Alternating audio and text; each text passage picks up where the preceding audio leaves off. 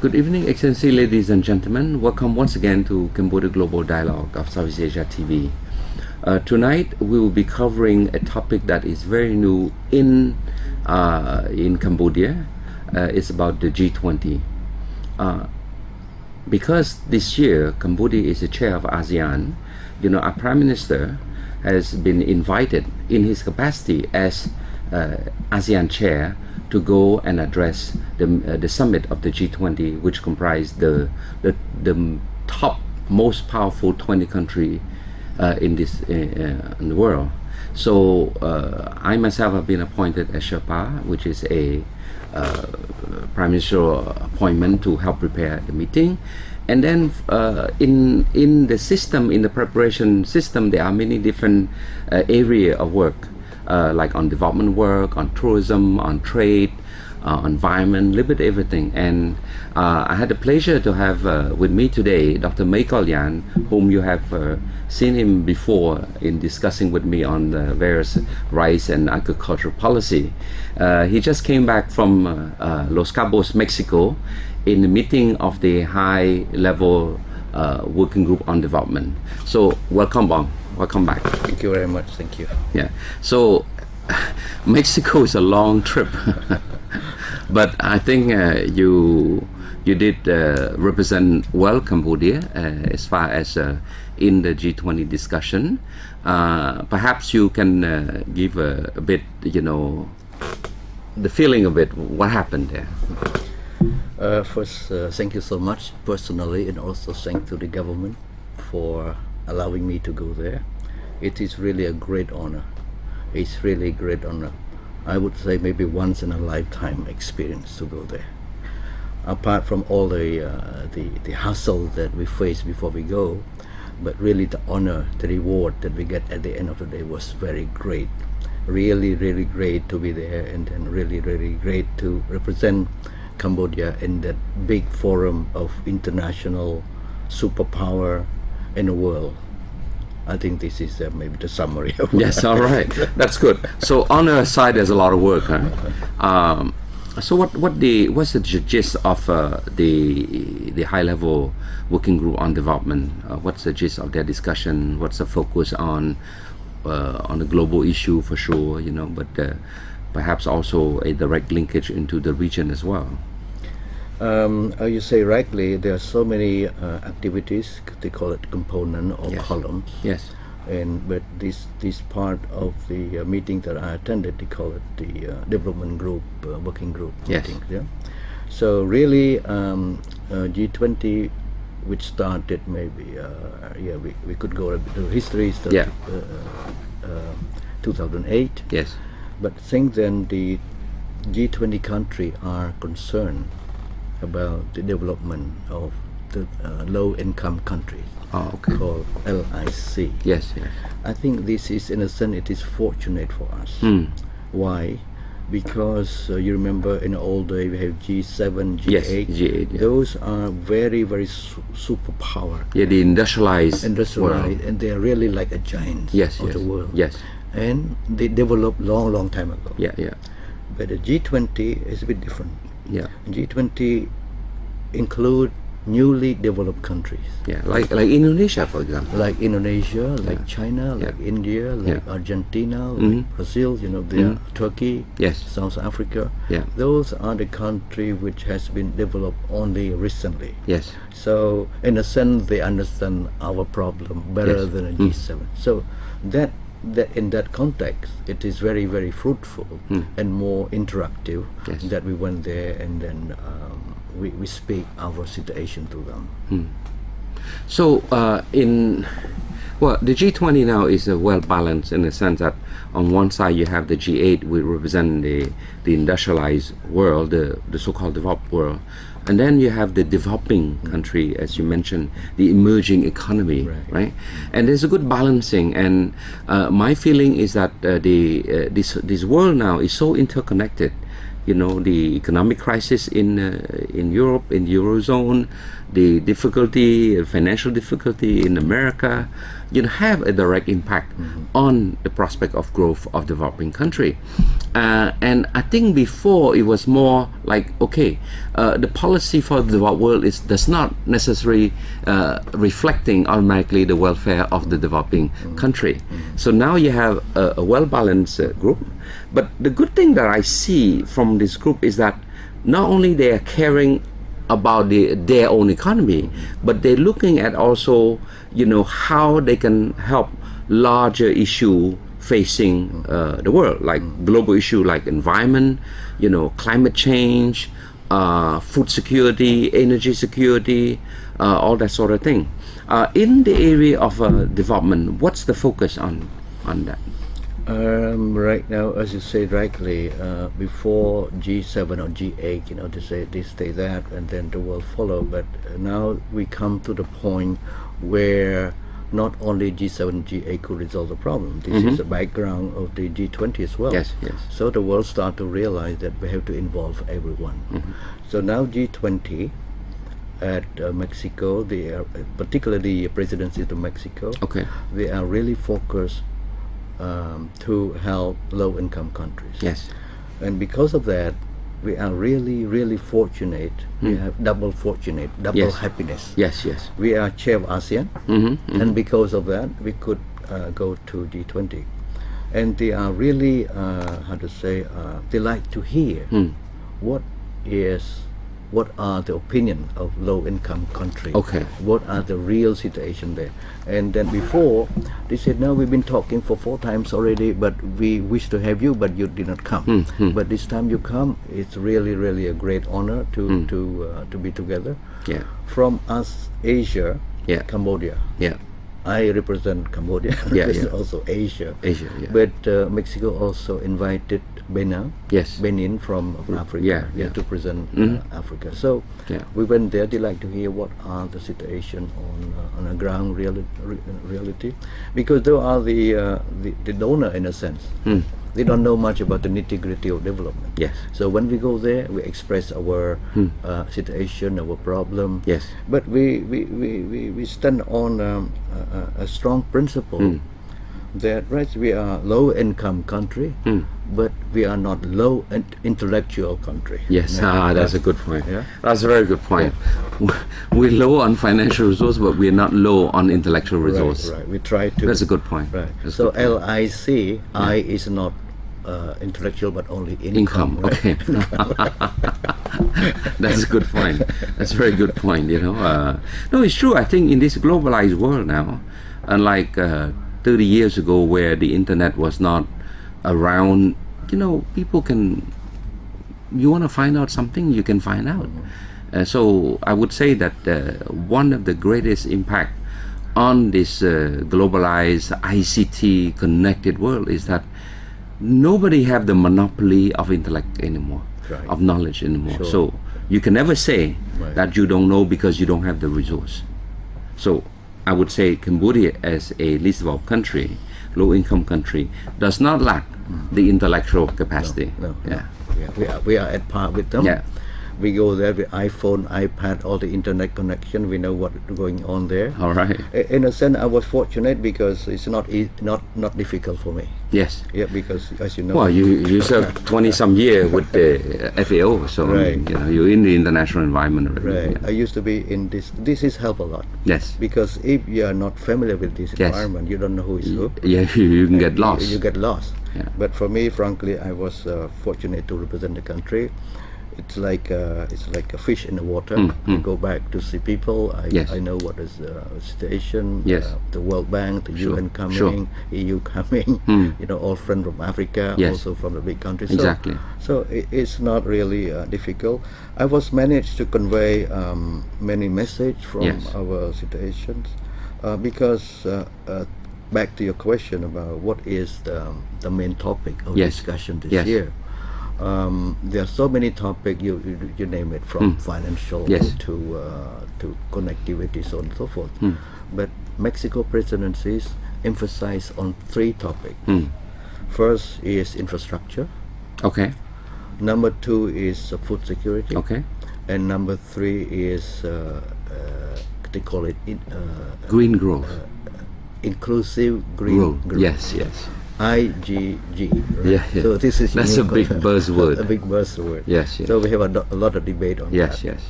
I think it's a very new concept, green growth. Inclusive growth, we heard about it, you know, how do you get the poor people on the bottom of the pyramid to benefit more from the economic growth, but now you inject this notion of green growth, which is more environmental related, sustainability, you know, protecting the environment, you know, low carbon emission. Right. Quite a big issue, A big for a small country like Cambodia to digest. Right. It was a hot debate on this. In fact, we have a 3 days meeting, Yes, and the second day was on this green growth. yes, In fact, I'm the one who injected the Yes. kind of debate, controversial. Yeah. Because I say, look, you pay for me. yeah, yeah. You invite me to go there to express my opinion. So Yeah, well, here's the opinion. it's his opinion. Yeah, yeah. I put everything on the tables. But later on, I heard even among G20 themselves, there was a lot of debate. Yes. What do we mean by green? What Yes. do we mean by growth? Yes, I told them, yes, although we are a low-income country, but we are very much concerned about our society. yes, We are very much concerned about the environment. Mhm. You don't need to tell us so much about this. We know about Yes. this, but we will do at our own kind of speed, Mhm. our own capacity. the policy space. The policy That's what we space, mean. yeah.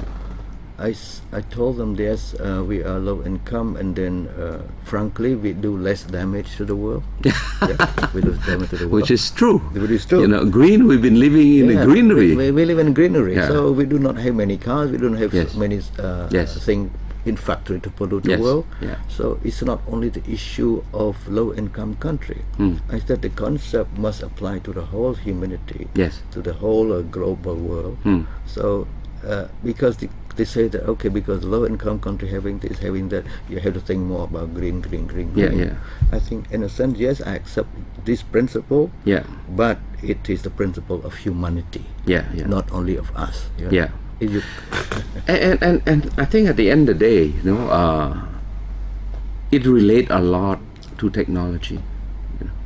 And the sad thing is that in technology, the advanced country are much more developed in the level of intellectual property, Right.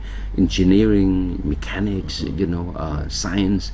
They're much more ahead of us. Right. So to me, if you want a fair, balanced green growth, there have to be a fair, you know, transfer of know-how, transfer of technology at a reasonable price. absolutely.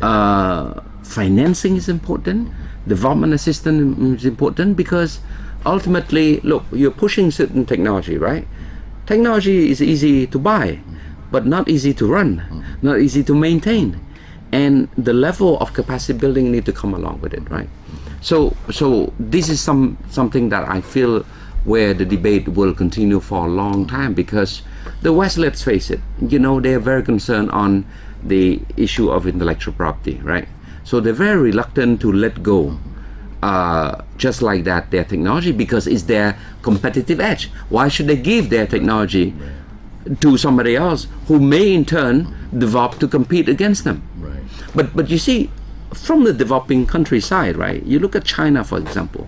They have now clear policy to develop their own technology, you know, to develop their own brand. And if I take that in the context of Cambodia, at least developed country, for example, like us, we have to start thinking along that same line. We cannot just sell away our raw material or be a cheap labor, you know, garment factory. I don't mind. It's good. It gives us some job. But you cannot, you know, go up the industrial value chain by just providing cheap labor, Sure. you know, with no skills. So, Sure. so this is something that we have to think, you know. Sure. Technology, you are right. It's always the gap, you know, Yes. the divide Yeah. in many aspects. Technologies is one of them. But technology is also linked to money at the end of the day. Right? Yeah. Financing for Financing, development. Yeah, financing for Yes. development. Yes. I take the opportunity. I advertise our rice policy. Oh yeah. Yeah. Yeah. I try to tell them, the audience there, the reality on the ground, because those are top diplomats of the world. Yes, yes. Yeah, they are Yes. from top Minister Yes. of Foreign Affairs. Sure, this sure. and that. But they seldom know about what reality on the ground. yes. Right? However, Yeah. like it or not, this is reality. They decide Yes. the direction of ODA of the world. Sure, Right. sure. So we had to say the truth. So I had the opportunity to get back on them by telling them about our rice policies. Yes.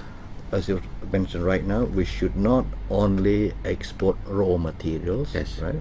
For example, we should not only export paddy. Yes. We have to process into rice. We have to export so on and so forth. So it's linked very well to them. Yes. I think, gentlemen, yesterday you talked about food security. Now Cambodia is a small country. We just getting our peace back to our society. We have some time. We improve our productivities. Yeah. We could contribute to the world, right? By producing more rice and Sure, sell to the world. sure, This sure. is food security. They talked the day before. Sure, sure. However, I told them, come back to the green thing. Yeah, yeah. And look, we are lacking of electricity, right? Yeah. If we go back to hydropower, we say, oh, no, it is real, you touch the environment too much. Yes, we are careful of the environment. We know Yes, about this. yes. Yeah. But there's some limitation to that. Yeah. And then if we go to the coal, we say, oh, no, you pollute the world. So Yeah. where do we go? Exactly. So I told, And then you want to go solar, it costs me so much, it costs so and much. it's not cost efficient yet. Yeah, it costs so much. I was told by expert it costs even 6 to 8 times. Yeah.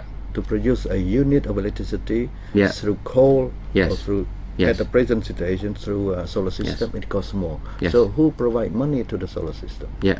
So this is a real Exactly. This is a real debate that I bring to the Yeah, G20. I think they understand Yeah, better now. yeah. Well, you know, look, I'm in favor of sort of like finding a way to build a sustainable, ecological friendly society, right? But it does come at a certain cost also. Sure. You know, and I know that, say for example, if we take the case of rice export as an easy example, the highest cost that make us uncompetitive for a long time is the cost of electricity for this poor rice miller. It costs them so much to mill the rice when Vietnam is cheaper, when Thailand is cheaper. But if you do not have hydro, for example, that at one go you can have like 1,000 megawatt, for example, and you still rely on diesel generated power plant, the price of oil keep going up, we'll be dead. Right. So wake up. So I mean, we have to pick one. So to me, sometimes the view of certain people may care about certain part of the environment, for example, but they forgot that by looking only at the small area, that they are depriving the growth of a society. We will remain to be a least developed country for the next 100 years if we continue, to have a very uncompetitive, energy pricing that prohibit Japanese company to come and set a factory in Cambodia. You see, so this debate is very important.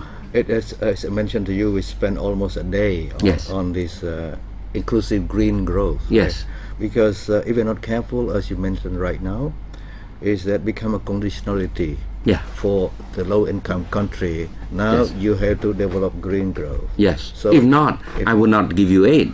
If not, I would not give you aid. Yeah. This is a problem. Yeah. So in our a concrete example, in Yes. our rice mill, Yes. right? Okay, I will buy your rice only when you are milling from solar energy, for example. You see, something like this. It's a lot of fear. There's a lot of fear, a lot of concern. So that part, I'm very pleased to report that we have a good solidarity among poor countries. Okay. from Or least developed country. from least developed country. Or low income Low country. income, they call LIC, Yeah. LIC, right? Yeah. But even a country like India, like China, like Brazil, they are very, very with us. They understand the situation very Sure, well, sure. right? Okay, this is our direction of the world, Yeah. right? But if that direction become a condition, become Yes. a constraint Yes. for the poor country to develop, you cannot, Yes. you can't, because you already developed, right? Yeah. Now we are struggling to process our rice mill, Yes. right?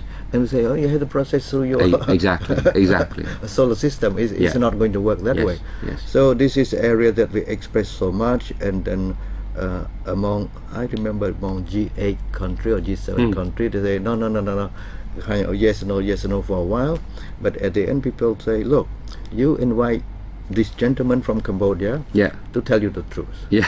Right. Now he tell you the truth. And you don't like the And truth. you don't like the truth. You disagree with him. Yes. So what do we do?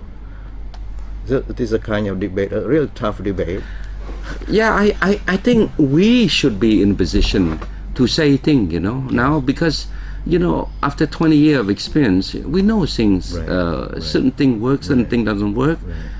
Sometimes it's a lot of smoke screen up front, that we have to be able to pierce that smoke screen. Right. And I don't want to use the word hypocrisy, but look, at the end of the day, let me just say that each country must fight for its own survival. Right. And not every approach Right. is acceptable or applaudable. Right. But you have to do things, to care for your own society. Right. Let's face it, we say that our neighbor Vietnam, our neighbor is Thailand, we love each other, we're in ASEAN. But look at the case of the rice policy, rice export. We are competing with them heads on. And you think the neighbor will care for us when, our rice policy doesn't work? They're happy. Right. Because now one less competitor. Right. So in that sense, I think you did well to defend the interests of not just Cambodia, but of other least developed country. Absolutely. I think point number one is we have to speak out. Yes. I mean, you and I know very well about this. Important. In the global world, Yes. just only humble, only yes is not going to work. Yes. You have to speak out your position, not to the extent that you become aggressive, Yes. but just to fairness. Right? Exactly. We are It's about fairness. It's about reality. It's about pragmatism. exactly. Yeah, and it's about solution driven. Right. Yeah.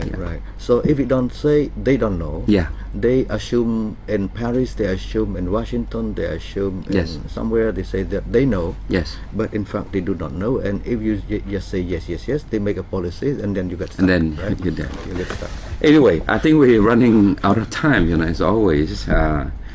So what's your message on this G20? The fact that you had the honor and then the pleasure also to be there among the big boys.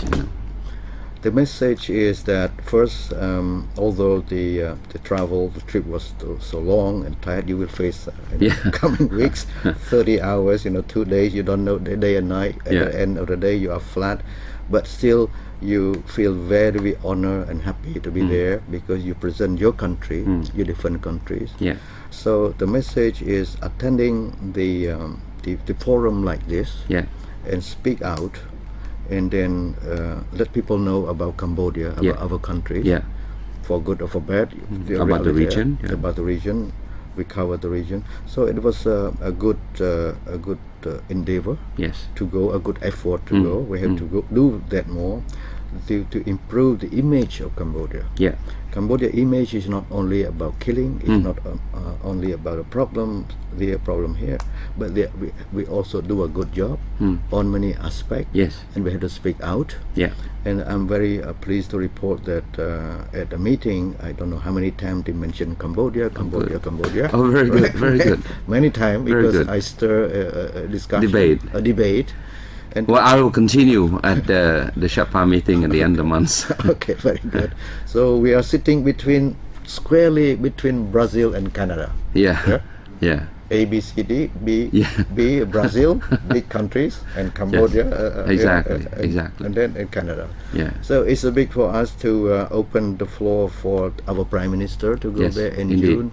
Yeah. Indeed, the summit will be in June, and it'll be. I think we all are contributing to the success of our country in the global scene also. Absolutely. So on that note, Kalyan, let me just say thank you for taking the time to go there. And I think you did put at least install a brick you know, and we other minister who have gone, the trade minister, you know, agriculture, you know, labor, who are contributing to that. Hopefully, will build up. Sure. You know, and the finance have played a big role, because in G20 you have two tracks. You want the finance track, which is handled by the Supreme National Economic Council and Ministry of Finance, and then you have the Sherpa track, which I preside, and with the other sectoral side.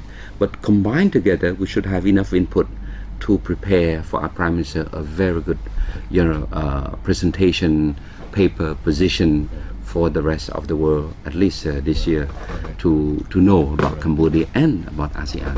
It is very prestigious for Cambodia, Yes. represented by our Prime Minister, to go there. Yes. You know, squarely with other 20 leaders in the world. Yes. Right? So standing there, Cambodia is coming. That's right? it. That's we are a it. small country, All right. but we are there. We're there. So anyway, thank you so much, and My pleasure. hope to see you on other opportunity. Okay, Yes. okay. So, Excellency, ladies and gentlemen, we're coming to the end of the program, but you have a good glimpse on a very new topic that most of you probably have not heard, because number one, we are not a member of G20.